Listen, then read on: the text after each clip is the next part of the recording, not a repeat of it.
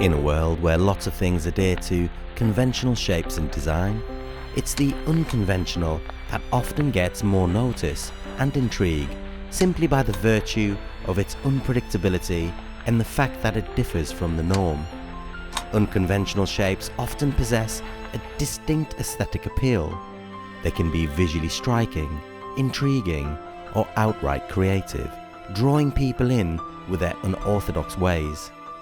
And designers often use unconventional shapes as a form of artistic expression. And just like in the world of art, people are drawn to creative and thought-provoking designs that challenge conventions and push boundaries.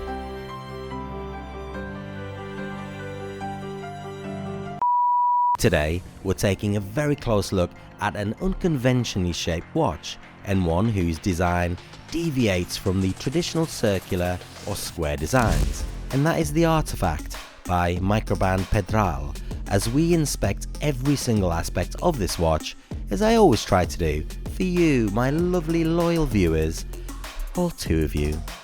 And just a quick note, for those of you who don't already know, I appreciate my vids can be quite long, so I do leave chapters in all my reviews, so if you want to watch specific sections of my breakdown, then you can use those chapters to hop around. Oh, and don't forget to please leave a subscribe and or a comment. I would absolutely love to hear what you think about this watch, or if you want to comment, to just say hello. And stick around to the end of my in-depth analysis of the Pedral Artefact, as I take it to the ye olde city of Cheshire, as I mooch around this beautiful city that was founded as a Roman fortress in the 1st century, including a wander around its lovely cathedral. As ever, it's great to have you here.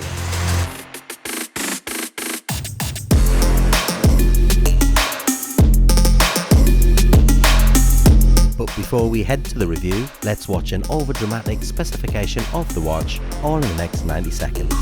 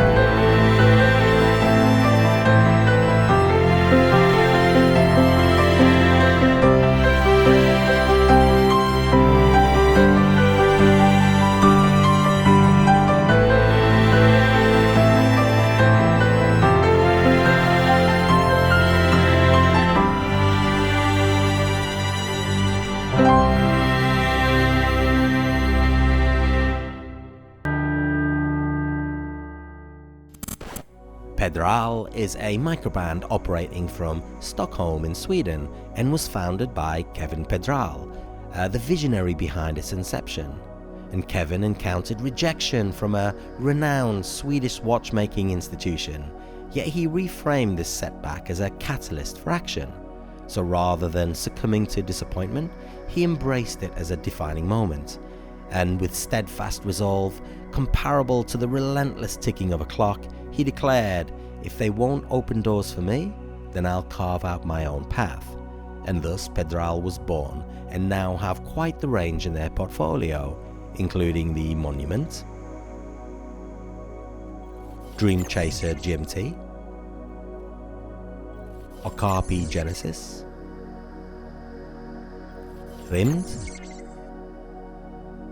and in my hand today, the Artefact, an unconventionally shaped watch set to be launched on Kickstarter on the 13th of April 2024.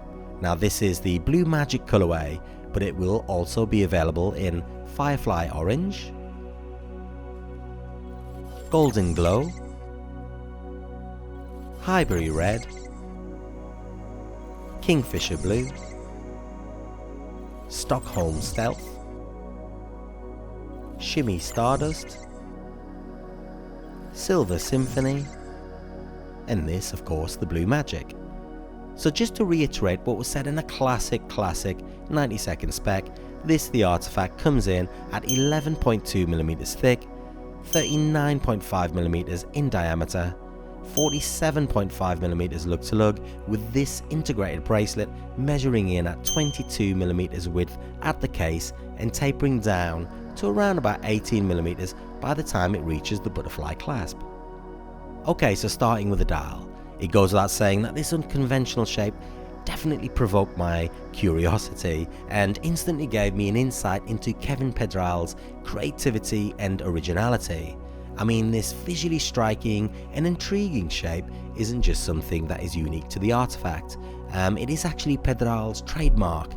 This softened diamond shape is prevalent in all Pedral's designs and something that I personally really like, not just as a design element in the Artefact but also as a symbol of its brand. Now, I appreciate designs that permeate the entire brand experience and brands that extend beyond mere icons such as logos. Now, whether it's an artifact or a monument, you can unmistakably sense the presence of a Pedral brand on your wrist simply by this wonderful shape. Now, this dial in particular showcases a quite alluring multi-layered construction with galoche pattern adorning the center, again in this softened diamond shape. And that galoche pattern is a step deeper than the layer or ring that surrounds it, and the galoche is absolutely beautiful in my opinion and feels, feels very deeply intricate but only subtly elaborate. I mean, it doesn't overly shout at you, more so quite elegantly accepts that it is the center of the style. And it also catches the light absolutely beautifully and quite plentiful too because of its intricate design. That ring surrounds the galoche pattern, has a sunburst effect which really complements, if not adds, to a bit of a mesmerizing light show when this dial reflects light at certain angles. And on that ring you have numerals applied at the 12, 3, 6 and 9 with smaller batons elsewhere, all in white with a silver outline, and the fact that they are applied adds another layer of depth to this multi-layered construction. Now, I personally love the way they are applied.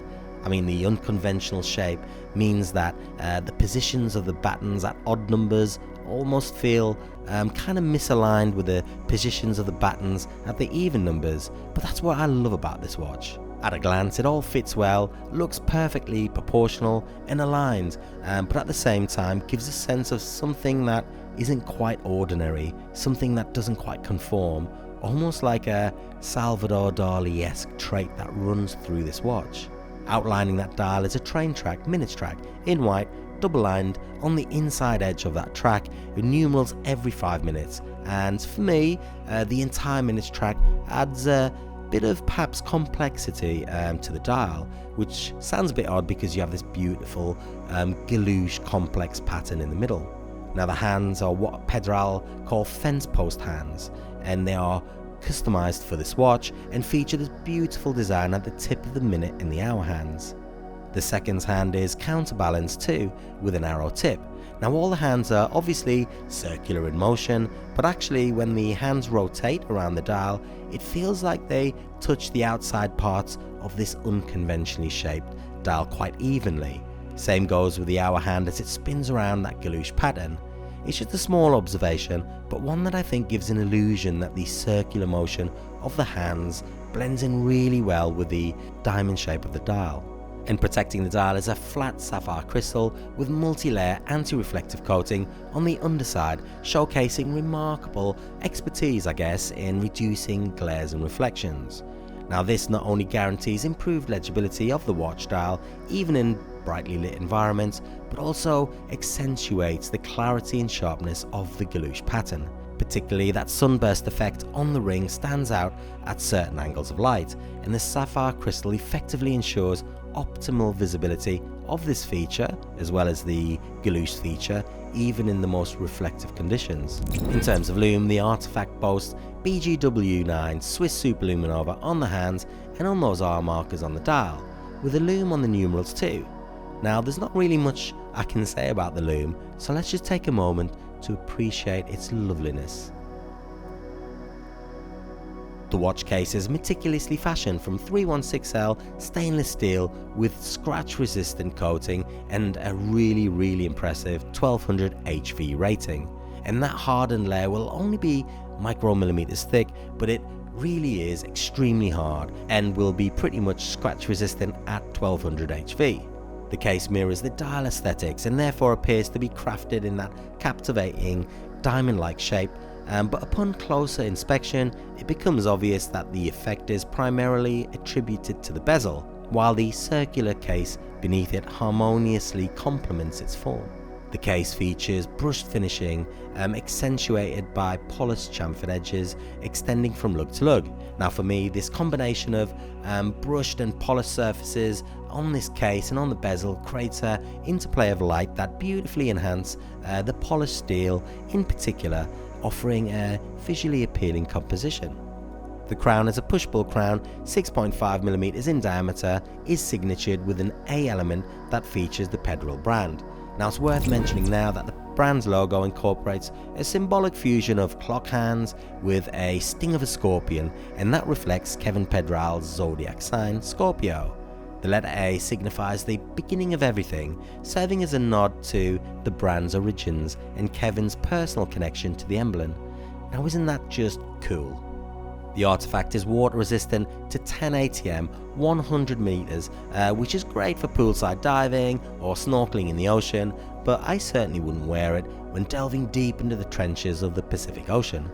The bracelet is a customized, integrated 316L stainless steel with scratch resistance coating and again a hardened rating of 1200 HV, which is pretty exceptional really. For me, the bracelet actually feels hardened, it feels pretty heavy duty and extremely durable, and all the links are vertically brushed, with the bracelet 22mm here integrated into the case and tapers right down to 18mm ish by the time it gets to this lovely signed butterfly clasp. If I was being extra picky, I'd say that the links could be a touch tighter to improve articulation, but saying that, you're not going to get many issues with this bracelet if you keep your watches in a watch case all neat and tidy when it's off the wrist. But chuck it around and leave it on your bedside table for example, then you may get the odd issue of a snagged link. Now I like that it's on a butterfly clasp, and whilst you may not get the benefits of micro adjustment as you would with say a deployment clasp, it certainly looks better in my opinion and has more of a sense of belonging to the overall design of this watch. Now the movement is a Miyota 9039, 24 joules, 28,800 beats per hour, 42 hours of power reserve, hand windable, hacking seconds, and a member of the 9000 family of movements. This caliber is part of Miyota's premium automatic line and one that is very much loved by watch enthusiasts across the world. And that brilliant movement sits behind this exhibition caseback. It's worth pointing out that this caseback is sapphire crystal too, and it showcases the Miyota 9039 in all its glory, including this lovely signed rotor. Now I could go on quite a bit about exhibition casebacks and how much I love them, but I don't want to bore you to death. But don't you just love watching the beat of that movement's heart? On my 7.5 inch wrist it wears, well what can I say, it wears absolutely perfectly. 39.5mm in diameter, 47.5mm lug to lug, and gives it a touch of an elongated feel on my wrist, so slightly small width in proportion to its lug to lug size, and also taking into consideration the integrated bracelet at 22mm at the case, it certainly feels like an elongated feel on your wrist. But that unconventional shape of the dial and bezel gives this much more of a unconventional feel on your wrist. You can sense hints of 1970s flair combined with Art Deco sophistication reminiscent to other Pedral models like the Okapi, yet it exudes its own style and elegance, particularly with the galoosh dial that graces its centre. There's a lot of light bouncing around too in various elements of this watch, adding to that elegance, but there's also a right amount of, dare I say, monotone too, particularly in this colorway, to balance this perfectly from being a watch that uses light to maintain its elegance, as this one does, as opposed to a watch that uses light to make it too extravagant on the wrist. And also, in a market flooded with circular and square watches, I guess a weird shaped watch like this can help a brand differentiate itself, but also make you stand out from the crowd of ordinary. Now I walk around the lovely city of Cheshire wearing a blue puffer jacket, thanks to the rain and the wind at this time of year in the UK, Nike Air Force Ones, black jeans and a tee, and it works perfectly. This is a Garter watch, so I wouldn't expect anything else, but I do think that this could and should be considered when donning that suit. In terms of price, this will be launched on the 13th of April 2024 on Kickstarter with the opening price of €360, that's around £308 sterling or $389 USD in today's market for the early bird special, and that is limited to the first 150 orders. And that rate hikes to €399, that's around £34-ish sterling or $431-ish USDs in today's market for the Kickstarter exclusive thereafter, and those two rates are for all the colorways apart from the Shimmy Stardust. Now the Shimmy Stardust will launch at €299, that's around £256 sterling or $323 USD in today's market for the super early bird special, and that is limited to the first 48 hours only. Now this rate hikes to €342, that's around about £292-ish sterling or $370-ish euros in today's market for the super early bird, which is limited to 50. There are stretch goals too, €50k and 3 new dials enter the frame. Hit €57k and a new clasp with on-the-fly adjustment will be introduced as an upgrade to all orders, though this will be in addition to the butterfly, not a replacement of.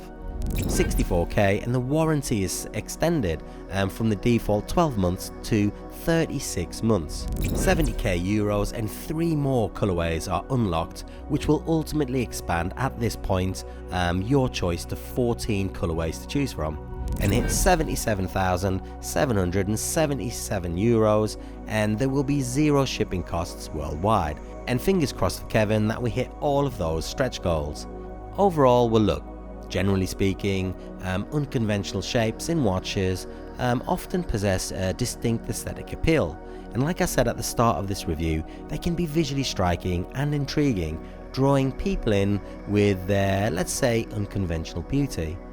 And actually also choosing a watch that is slightly unusual in its design, I feel also allows individuals to express their own unique personality and style. It almost sets them apart from a crowd and signals a willingness to break away from convention. Choosing something unconventional can evoke a sense of adventure and excitement, not least implying a willingness to explore new ideas and experiences rather than sticking to the familiar. Now it's quite obvious to me that Kevin Pedral, as a designer and perhaps even as a man, has trademarked this brand with this unconventional shape as a form of artistic expression. Kevin is clearly not just a man who is passionate about his brand, but designs watches that are both hugely creative and thought-provoking designs, and designs that challenge conventions and really push boundaries. I for one really like the design of the Artefact. It's probably my favourite Pedral design, with the rimmed a very close second. Now this watch offers much more than its unconventional shape, which is undeniably appealing in my opinion. The multi-layered dial pays homage to the intricate Galouche pattern at its very centre. Its size and proportions provide a subtly elongated look on the wrist, with a feel of it being slightly slimmer in width, adding a touch of elegance to the shape and preventing it from feeling overwhelming in diameter. Yet in my thoughts, I always return to its unique shape. It's left a lasting impression on me, making it feel distinctly memorable, but a shape that I will forever attribute to the creative genius that is Kevin Pedral.